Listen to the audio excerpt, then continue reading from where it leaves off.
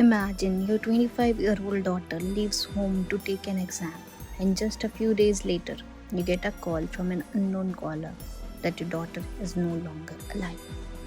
How would you feel? And something similar happened in today's case, a case which left the whole state begging for investigation. In June 2025, Assam, Roshmita Hojai, a resident of Dima Hasao district, went to Delhi to fulfill her dreams. 25-year-old Roshmita was a bright and ambitious girl. An engineering graduate, she was now preparing for the civil services. Her parents, relatives, and family were proud of her. Their daughter wanted to achieve something big in life, a good government job. She had passion for helping people. She had a dream of becoming a government officer, and this was an important step towards fulfilling that dream. Roshmita arrived in Delhi on June 5, 2025 to take the Railway Recruitment Board exam.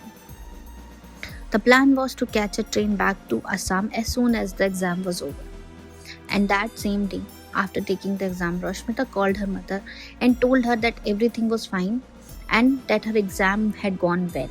But little did her mother know that this would be her last call with her. After taking the exam in Delhi, Roshmita was very stressed about something. So she wanted to have a chill and relaxing trip. And two of her friends suggested they visit Rishikesh. One of them was Hemant, her old engineering college classmate from Haryana, and the other was Pankaj, also from the NCR. They must have thought of it as a little getaway after the stress of exams. And from there, they decided to go camping in Shivpuri on the banks of Ganga River. Roshmita hadn't told her family about this camping trip to Rishikesh. Maybe she wanted to keep her family safe from worrying about anything. Or maybe this plan was made very last minute. I'm just clarifying this because the police reports don't yet state this or that. So after planning, on the morning of June 6th, the three of them set off from Delhi for Uttarakhand. Rishikesh, famous for its scenic beauty and rafting expeditions, they arrived there. They had planned a camping trip, but they were going to do all this the next day. That's why they checked into a hotel. Imagine Rashmita thinking the same thing, that after such a stressful exam, this would be a reward for her. This break would be a reward for her. But little did she know that this trip would be the last trip of her life. After arriving in Rishikesh, they checked into a local hotel and the rest of the day was normal for them. But on the evening of June 6th, things suddenly took a turn for the worse. Roshmita had suddenly disappeared. Her friends said they had separated for a while that evening. When they reunited, Roshmita was gone. They searched for her nearby, but all their efforts were in vain. At first, they thought she might have gone somewhere, but it was getting dark and Roshmita was nowhere to be found.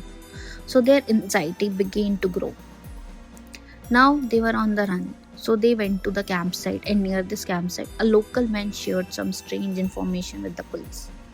He claimed that he had seen a woman floating in the Ganga river and appeared to be drowned. Hearing this, Hemant and Pankaj panicked, suspecting that the girl might be Roshmita. On the night of June 6th, they reported to the nearby Shivpuri police station saying their friend was missing and had likely been swept away. Now, because this was such an urgency and the girl being alone, the police didn't interfere much and immediately began the investigation to find Roshmita. And even though it was night time, the police did their best. The State Disaster Response Force divers continued the search despite the strong waves of Ganga. But they couldn't find any information or whereabouts at night. By the next morning, neither Roshmita nor her body had been found. And at this point, the news had reached Roshmita's parents. And for her family living in Assam, this news was like a nightmare. To all who knew her, they didn't even know that Roshmita had gone straight from Delhi to Rishikesh. By the night of June 6th, when there was no contact with their daughter and her phone was also switched off, her family filed a missing person report in their hometown, Haflong, Dima Hasao. Deep down, everyone was afraid something was wrong, but the worst was yet to come. On the morning of June 7th, Roshmita's mother received an anonymous call. The caller identified himself as a Uttarakhand police officer and said, "Your daughter has committed suicide." That shattered her mother completely. First, her daughter hadn't been found, and now an anonymous stranger was telling her that her daughter was dead. But when Roshmita's mother asked the caller for further details about him or Roshmita, he didn't say much. This made her little suspicious of the caller. The call was so serious that authorities later began to verify the number and caller's authenticity. How could such a caller have come without the body being found and without proper verification? Something was seriously wrong. For the next few days, the SDRF search team was busy searching for Roshmita in the river. Everyone was praying that she might be found alive, perhaps even unconscious, somewhere on the shore. But deep inside, everyone was having bad thoughts, and they were preparing for the worst. Sadly, after a 5-day search, on the morning of June 10, 2025, a body was found on the banks of the Ganga in the Fulchatti area of Rishikesh. The SDRF and police exhumed and identified the body. And yes, it was Roshmita Hojai's body. The fear that had gripped everyone's minds had now become a reality. The daughter for whom their parents had dreamed so many dreams, the daughter who had been so helpful and kind, was no longer in this world. As soon as the body was found, the Uttarakhand police sent it for a post-mortem. Preliminary reports revealed that there were no external injury marks on the body. Obviously, there were no marks or injuries that would indicate she had been physically assaulted. The police also said that it appeared to be a case of drowning. Perhaps Roshmita had drowned, which did make sense considering the condition and location of her body. But the police noticed something else in this case that was very surprising.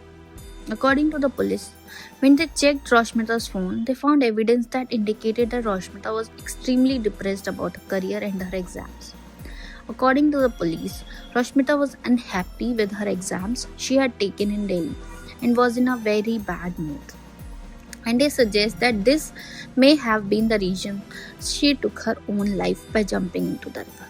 But this was just a theory because the police hadn't found any suicide note, nor had Roshmita ever said such extreme things to her family. Nor had she shown any tendencies related to this theory to anyone in her home or around her. When this suicide theory reached Roshmita's family and the people of Assam, they simply dismissed it. The family said that Roshmita was an ambitious and courageous girl. She would never take her own life because she had a bad exam. That's why they couldn't accept this theory. She might have been upset for a while, just like we all are when our expectations are in bed. But that doesn't mean she would go to Rishikesh and take her own life. There was something else going on here that people couldn't figure out.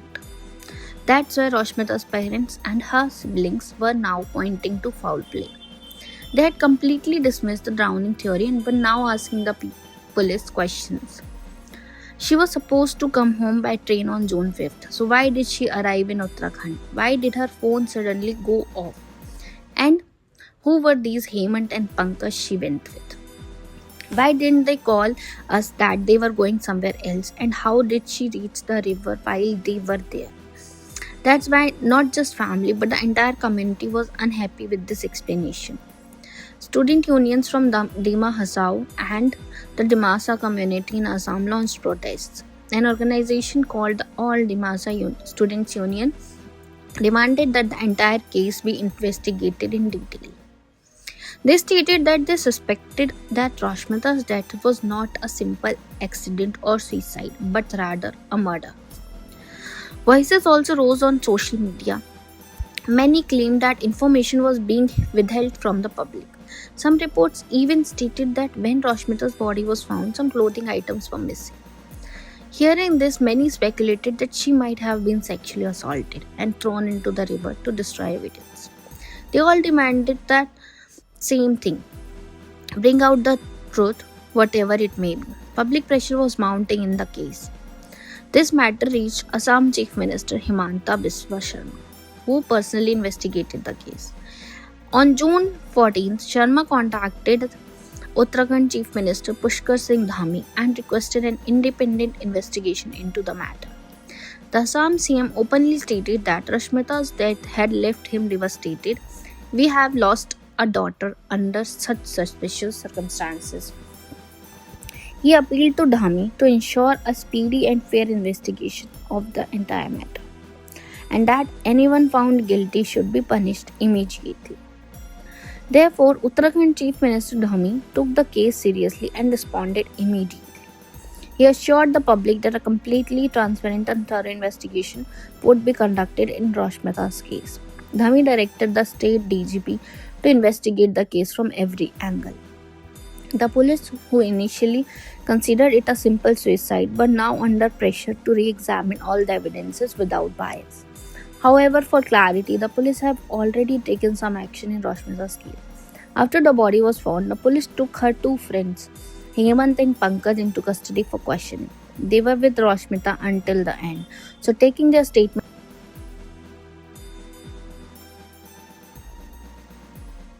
meeting them. The SAO and investigation officers have questioned them in detail about what happened in Rishikesh. Where was Roshmita during the day? Was she very sad? Where did she go in the evening? Furthermore, Hemant and Pankaj say they themselves don't know how or when Roshmita went to the river. They were searching for her themselves. Only after a witness informed them, the police were informed. But the public and the family are also finding gaps in their story. That's why they have been detained. The final results of the postmortem reports are not available on the internet. However, the initial findings suggested that this was a case of drowning. But for Roshmita's dear ones, this isn't so easy to believe. The daughter's story has become a mystery. They fear that the wrong people are roaming free and their daughter is being blamed for a false story. Rashmita's body was returned to her family on June 10th and her last rites were performed in Rishikesh. And to be honest, her family is not doing well.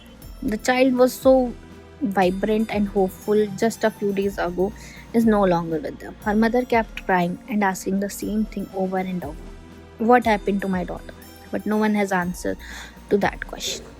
That is all for today. Thank you for listening and subscribe for more such stories.